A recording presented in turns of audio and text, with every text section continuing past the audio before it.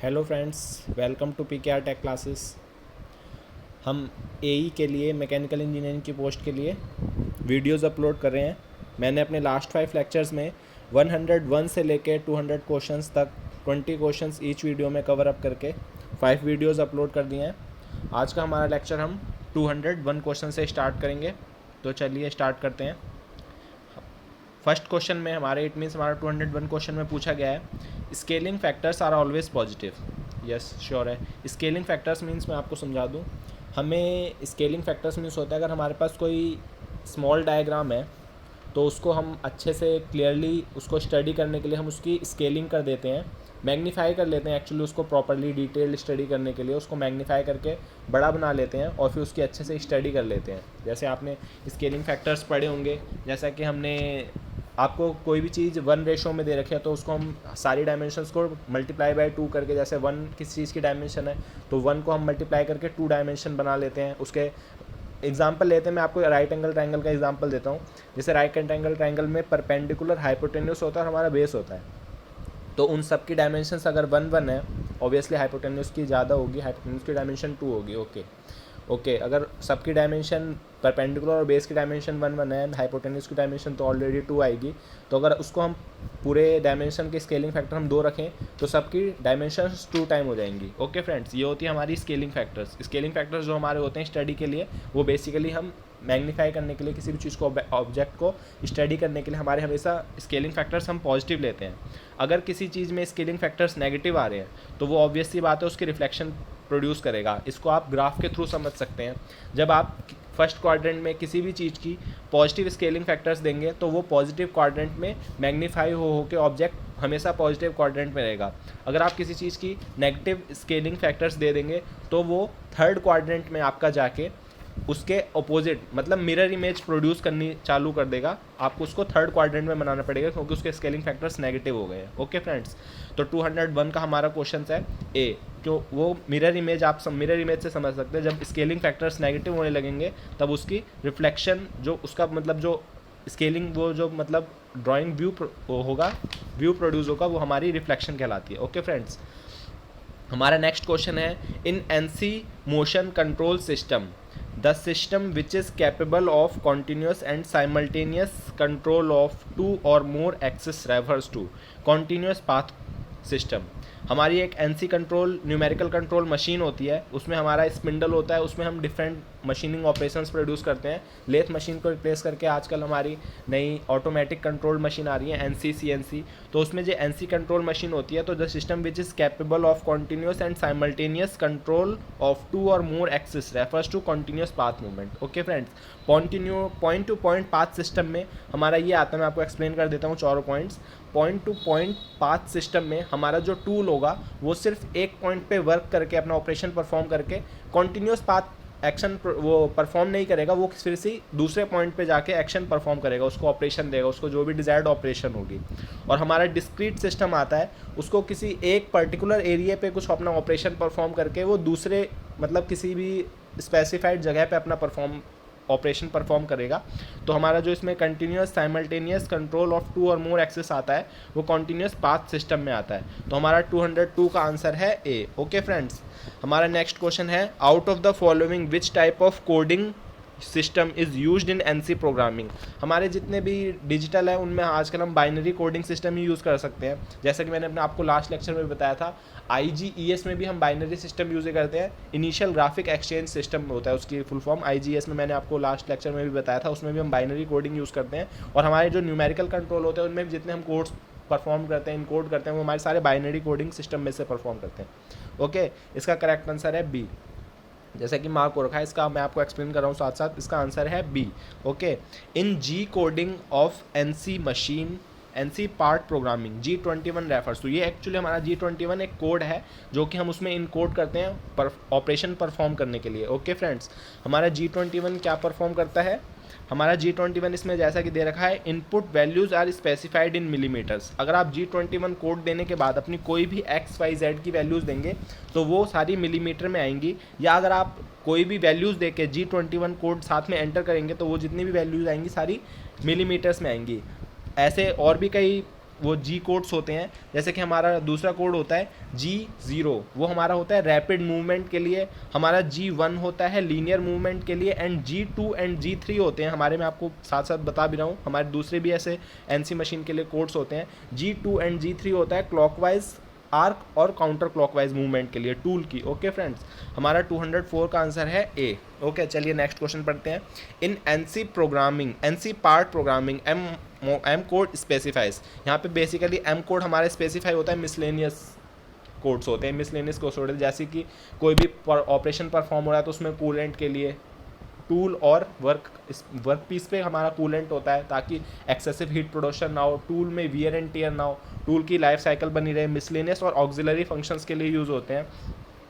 हमारा जो M codes होते हैं, डिफरेंट एम कोड्स होते हैं, मैं आपको बता देता हूँ। M0 होता है stop different program, that is coolant and spindle.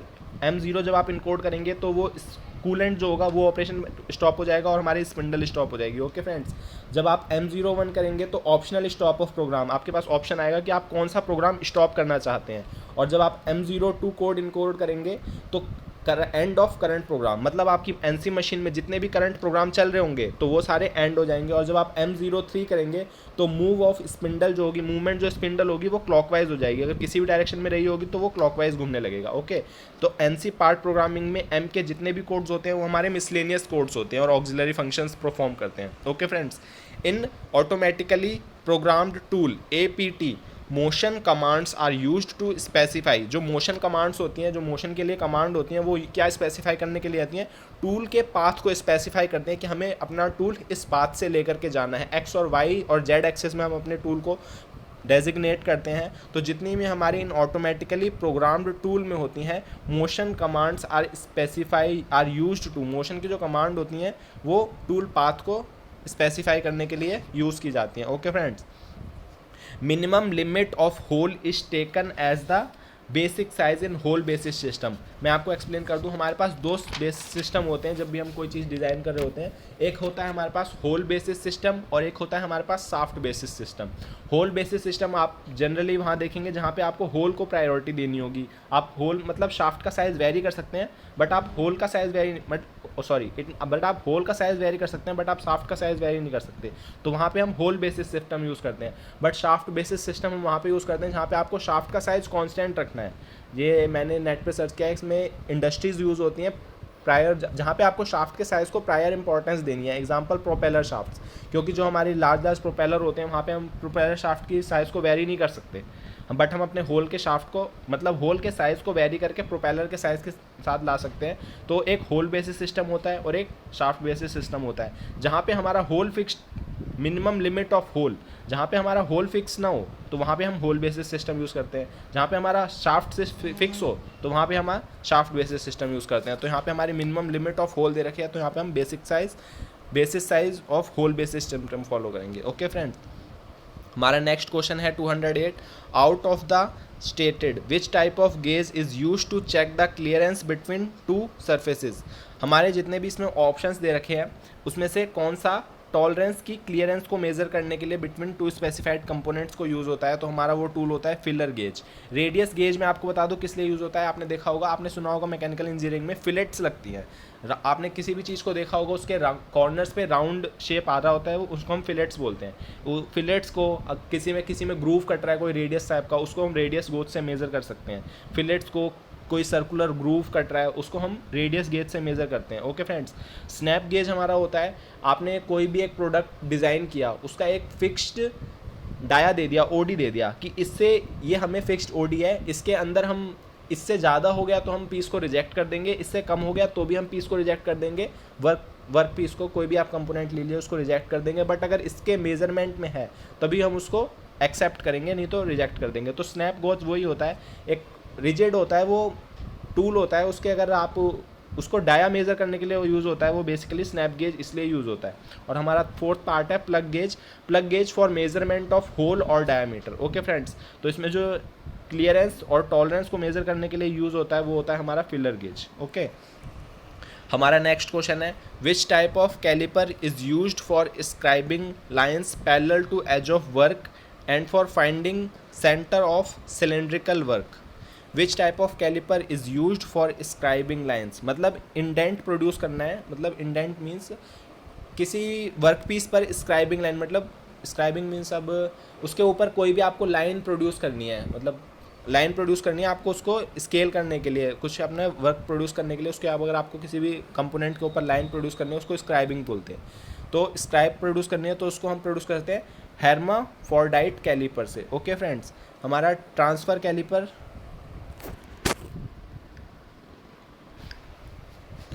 हमारा नेक्स्ट क्वेश्चन है optical flats are used of. जो हमारे ऑप्टिकल फ्लैट्स होते हैं, मतलब जो हमारे ट्रांसपेरेंट फ्लैट्स होते हैं, आपने रॉक्स देखी होंगी, आपने ग्लासेस देखी होंगी, जो हमारे ऑप्टिकल फ्लैट्स होते हैं वो किस से बने होते हैं हमारे, वो क्वार्ट्ज से बने होते हैं। क्वार्ट्ज एक्चुअली होता है SiO2, ये एक ट्रांसपेरेंट मटेरियल होता है, रॉक की शेप में होता है। तो ऑप्टिकल फ्लैट्स मतलब कांच की तरह जस्ट लाइक कांच की तरह दिखने वाला मटेरियल होता है।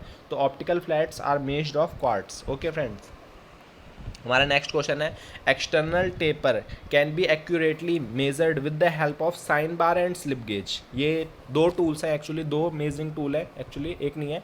तो sign bar and slip gauge use होता है जिससे हम किसी भी सरफेस की टेपर मेजर कर सकते हैं। स्लिप गेज एक हमारा, ये sign bar and slip gauge actually right angle triangle पे बेस्ड वर्क करते हैं, राइट एंगल ट्राइंगल पे वर्क होता है इनका। हमारा जो स्लिप गेज होता है वो हमारा परपेंडिकुलर बनाते हैं उसको हम, और साइन बार जो होता है उसको हम हाइपोटेन्यूस बनाते हैं, और स्लिप गेज की हम हाइट निकालते हैं H = L sin थीटा से।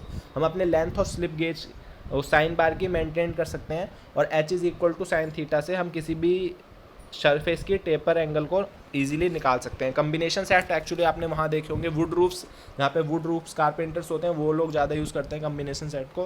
क्लाइनोमीटर होता है हमारे elevation from ground in right angle triangle, हमारी एलिवेशन कितनी है किसी भी फ्रॉम ग्राउंड से राइट एंगल ट्राइंगल पे, उसको निकालने के लिए हम यूज़ कर सकते हैं। और हमारा डिवाइडिंग हेड यूज़ होता है, इंडेक्सिंग हेड, जिससे कि आपको किसी सर्कुलर शेप पे 36 होल्स करने हैं और उनके बीच का जो एंगल है वो आपको कांस्टेंट रखना है, तो वहाँ पे हम डिवाइडिंग हेड यूज़ करते हैं।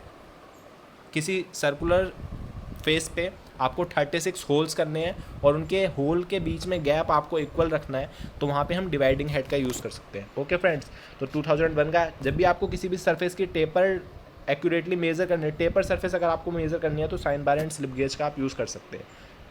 बी ऑप्शन करेक्ट है। Sensitivity and range of measuring instruments have. Sensitivity and range of measuring instrument मतलब कितना ज़्यादा सेंसिटिव है और कितनी ज़्यादा उसकी रेंज ऑफ मेजरिंग है, ये दोनों इन्वर्सली प्रोपोर्शनल होते हैं। ये सेंटेंस पढ़ के समझ आ रहा है, क्योंकि उसकी जितनी ज़्यादा सेंसिटिविटी होगी वो उतना ज़्यादा एक्यूरेटली आपको अपना आंसर दे पाएगा, और जितनी कम सेंसिटिविटी होगी वो उतना अपने आंसर को वेरी करेगा। ओके फ्रेंड्स, अपनी उसकी जितनी ज़्यादा कम सेंसिटिविटी होगी मतलब उसके पास रेंज ऑफ वेरिंग, मतलब वो आपको मतलब उसके पास उतनी ज़्यादा रेंज होगी कि वो आपको डिफरेंट ऑप्शंस ऑफ आंसर दे सकता है, मतलब उसकी उतनी हाई एक्यूरेसी नहीं होगी जितनी कम ज़्यादा सेंसिटिव वाली होगी। जो चीज़ ज़्यादा सेंसिटिव होती है वो आपको बिल्कुल एक्यूरेट आंसर देगी, मतलब उसके पास कम रेंज ऑफ वो है कि आपको इतनी कम रेंज में दे पाएगी। तो sensitivity and range of measuring के बीच में इनवर्स रिलेशनशिप होती है। Okay friends, for grade IT7 value of tolerance is equal to 16i। Okay, select the quantity in which of the following that is not a dimensionless parameter. इनमें से आपको कौन सी quantity बतानी है जो कि डायमेंशनलेस, नॉट ए डायमेंशनलेस, जो कि डायमेंशनलेस नहीं है। फ्रॉड नंबर हमारा डायमेंशनल हो सकता है, वाइब्रेंट नंबर हमारा डायमेंशनल हो सकता है, प्रेशर कॉफिशिएंट इसकी कोई वो वैल्यू नहीं हो सकती, कॉफिशिएंट की कोई वैल्यू नहीं होती। तो हमारी काइनेमेटिक विस्कोसिटी की यूनिट होती है मीटर स्क्वायर पर सेकंड, डायमेंशन होती है इसकी। तो kinematic viscosity is a dimension, not a dimensionless number, इसकी वो डायमेंशन होती है। ओके फ्रेंड्स, इन ए फॉलोइंग फ्लूइड ए पार्टिकल में पोजेस, इन ए फ्लोइंग फ्लूइड, अगर कोई फ्लूइड फ्लो कर रहा है तो उसके पार्टिकल्स क्या क्या पोजेस कर सकते हैं। इनर्शियल एनर्जी, इनर्शियल हमारी हो क्या, अगर कोई भी चीज़ मूवमेंट में है तो वो मूवमेंट में ही रहेगी, कोई भी चीज़ रेस्ट में, लॉ ऑफ इनर्शिया आपने पढ़े होंगे, तो वो इनर्शियल एनर्जी वो होती है। प्रेशर एनर्जी, अगर कोई पार्टिकल फ्लो कर रहा है तो उसमें ऑब्वियस सी बात है प्रेशर एनर्जी होगी। काइनेटिक एनर्जी भी होगी। ऑल ऑफ द बेस के तक कोई भी पार्टिकल फ्लूइड में फ्लो कर रहा है तो वो ये सारी एनर्जी पोजेस करेगी। Cavitation is caused by, cavitation actually होती क्या है, कैविटेशन एक्चुअली होती है वो गैप प्रोड्यूस हो रहा है, बबल्स प्रोड्यूस हो रहा है ना फ्लो ऑफ लिक्विड में, और ये cavitation is caused by low pressure पे होती है और हाई हेड ऑफ डिस्चार्ज होता है, वहाँ पे हो जाती है कैविटेशन प्रोड्यूस। हाई टेम्परेचर पे, लो प्रेशर पे कैविटेशन प्रोड्यूस हो जाती है। ओके फ्रेंड्स, हाई वेलोसिटी होगी तो प्रेशर कैविटेशन प्रोड्यूस होने की ज़रूरत ही कोई कंडीशंस ही नहीं आएंगी, क्योंकि हाई वेलोसिटी रहेगी तो सारा फ्लो मेंटेन रहेगा, हाई प्रेशर रहेगा तब भी मेंटेन रहेगा, लो वेलोसिटी रहेगी तो सारा फ्लो ही लो वेलोसिटी पे फ्लो करेगा, तो उसमें भी कोई दिक्कत नहीं है। बट अगर लो प्रेशर हो गया तो उसमें कैविटेशन प्रोड्यूस हो जाती है। इसमें एक और कंडीशन देनी चाहिए थी वैसे लो प्रेशर के साथ, वो देनी चाहिए थी टेम्परेचर ड्रॉप। लो प्रेशर और हाई टेम्परेचर पे हमारी कैविटेशन प्रोड्यूस हो जाती है। Okay friends, the statements concerns psychrometric charts are, जो हमारी साइकोमेट्रिक चार्ट्स अगर आपने देखा होगा तो उसमें हमारा जो रिलेटिव ह्यूमिडिटी लाइंस होती है वो हमारी कर्व लाइन होती हैं। ओके फ्रेंड्स, रिलेटिव ह्यूमिडिटी की हमारी जितनी भी लाइंस होती हैं वो कर्व लाइन होती हैं। Enthalpy lines are constant with constant bulb temperature lines, दोनों कांस्टेंट नहीं होते। बट इसमें हमारा ये मैंने स्टेटमेंट्स पढ़ी, हमारी second and third statement correct है। वेट बल्ब टेम्परेचर जो हमारी लाइन होती है वो टूवर्ड्स डाउनवर्ड इंक्लाइंड होती है, राइट साइड इंक्लाइंड होती है, और हमारी जो ये स्पेसिफिक वॉल्यूम होती है वो उससे और ज़्यादा टेपर्ड में इंक्लाइंड होती है टूवर्ड्स राइट साइड, क्योंकि हमारी रिलेटिव ह्यूमिडिटी की जो लाइन होती है वो कर्व्ड लाइन होती है, और इंथैल्पी लाइन जितनी भी हमारी होती हैं वो कोइंसिडेंट नहीं होती वेट बल्ब टेम्परेचर के साथ, वो भी कर्व लाइन होती हैं। I thought so. ओके, तो इसमें हमारी जो सेकंड एंड थर्ड स्टेटमेंट है वो ऑब्वियसली करेक्ट है, क्योंकि इसमें कोई भी स्टेटमेंट्स ऐसे सेकंड के साथ है नहीं, बट सेकंड एंड फोर्थ है तो इंथैल्पी लाइन हमारी कोइंसिडेंट नहीं होती वेट बल्ब टेम्परेचर लाइन। अगर आपको इन दोनों के बारे में स्टडी कर रखी हो, वेट बल्ब टेम्परेचर बिल्कुल ही अलग टॉपिक है और इंथैल्पी लाइन बिल्कुल ही अलग टेम्परेचर। वेट बल्ब टेम्परेचर हमारा वो होता है जहाँ पे वो पॉइंट, मतलब जहाँ पे हमारे वो एयर में बबल्स बनने स्टार्ट हो जाएं, वेट बल्ब टेम्परेचर वो हमारा वो होता है। इंथैल्पी लाइन्स बिल्कुल अलग होती हैं उनसे, तो ये दोनों कोइंसिडेंट नहीं हो सकती। ओके फ्रेंड्स, तो इस 270 का आंसर है ए। और हमारा 218 क्वेश्चन है, water at 42 degree Celsius is spread into a stream of air at atmospheric pressure. Atmospheric pressure पे वाटर को 42 डिग्री पे स्प्रे किया गया। ड्राई बल्ब टेम्परेचर जो हमारा दिया गया है, मतलब ड्राई बल्ब टेम्परेचर हमारे ड्राई एयर का टेम्परेचर होता है बेसिकली, तो वो 40 डिग्री सेल्सियस है। एंड वेट बल्ब टेम्परेचर जो हमारा दिया गया है वो 20 डिग्री सेल्सियस दिया गया है। The air leaving the spray humidifier is not saturated. Humidified है और नॉट सैचुरेटेड है। नॉट सैचुरेटेड पढ़ते ही हमको ये समझ जाना चाहिए कि जो एयर है वो ह्यूमिडिफाइड हो चुकी है, क्योंकि उसमें से अभी भी वाटर के मॉलिक्यूल है। The air heats and gets humidified. इसमें 4 ऑप्शंस में से हमारा सी और डी तो हो ही नहीं सकता, क्योंकि इसमें डिह्यूमिडिफाइड लिखा है और हमें क्वेश्चन में बोला गया the air leaving the spray humidifier is not saturated. Not saturated मतलब उसमें भी कुछ वाटर के अभी पार्टिकल्स हैं, तो इसमें हमारा अब ऑप्शंस हो सकता है या तो ए हो सकता है या बी हो सकता है। और हीटेड इसलिए लिखा है क्योंकि वो स्प्रे की गई थी 42 डिग्री सेल्सियस पे, और हमारा वेट बल्ब टेम्परेचर 40 था, ड्राई बल्ब टेम्परेचर 40 था, and wet bulb temperature 20 degree है। तो यहाँ पे ये दोनों टेम्परेचर को सम अप करेंगे तो ऑब्वियस सी बात है वो हीटेड होके ही निकलेगी, कूल्ड होके निकलेगी नहीं, क्योंकि 42 डिग्री पे स्प्रे ही किया गया था और 40 डिग्री पे वो रही, मतलब उनको 40 डिग्री पे उसको रखा गया एयर को जब ह्यूमिडिफाई हो रही थी, और उसके बाद अगेन उसको 20 डिग्री सेल्सियस इंक्रीज़ कर दिया, तो air gets heated and humidified. इसका बी आंसर करेक्ट है। एंड 2019 हमारा 219 क्वेश्चन नेक्स्ट हमारा है, the vapour compression refrigeration cycle is presented as shown in the figure below with state 1 being the exit of the evaporator. The coordinate system used in this figure is PH, pressure and enthalpy use किया गया है। ये हमारा refrigeration cycle का है, ये पढ़ रखा होगा आपने। बेसिकली ये पीएच डायग्राम है। Okay, An industrial heat pump operates between the temperature of 27 degrees Celsius and minus 13 degrees Celsius. The rate of heat addition and heat rejection, basically Q input upon Q output दे रखा है इसमें, Q input upon Q output मतलब heat added and heat rejected. Heat added कितनी है 750 watt and heat rejected कितनी है 100 watt. Okay, the COP of heat pump निकालना है। तो COP ऑफ हीट पंप का क्या फॉर्मूला होता है? COP ऑफ हीट पंप का फॉर्मूला होता है हमारा COP of refrigeration effect +1। COP of refrigeration effect, इसमें जो फॉर्मूला अप्लाई हो रहा है मैं आपको वो बता रहा हूँ मैंने कैसे निकाला है। COP of refrigeration effect +1 heat pump का ये COP का फॉर्मूला होता है। COP फुल फॉर्म होते हैं कोएफिशिएंट ऑफ परफॉर्मेंस। तो COP ऑफ रेफ्रिजरेशन इफेक्ट आप कैसे निकालेंगे? COP ऑफ रेफ्रिजरेशन इफेक्ट आप निकालेंगे heat absorbed upon work done. Heat absorbed upon work done, heat absorbed इसमें 750 वाट हुई है, और वर्क डन होता है हमारा QK minus Q0। Heat rejected minus heat added, heat rejected कितनी है 1000 वाट माइनस 750 वाट, तो 750 अपॉन 250 वाट 3 आ गया, और COP ऑफ हीट पंप होती है 1 plus COP of refrigeration effect, तो 1 + 3 4 आ गया। ओके फ्रेंड्स, ये हमारे 220 क्वेश्चंस कवर अप हो गए हैं। अगर प्लीज़ आपको अगर वीडियो अच्छी लगी हो तो प्लीज़ लाइक करें, शेयर करें, सब्सक्राइब करें हमारे चैनल PKR टेक क्लासेस को।